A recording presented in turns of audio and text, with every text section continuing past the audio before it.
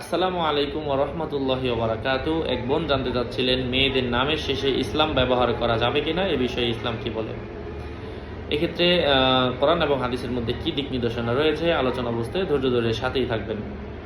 মেয়েদের নামের শেষে ইসলাম ব্যবহার করা যাবে।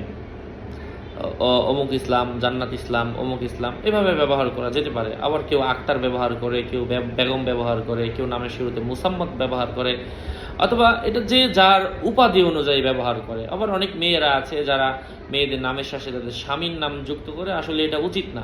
আল্লাহ পাক কোরআনে কারিমের মধ্যে বলেছেন, উদউহুম লিআবাইহিম, তোমরা তাদেরকে সম্বোধন করো তাদের বাবার নামের দিকে সম্বোধন করে।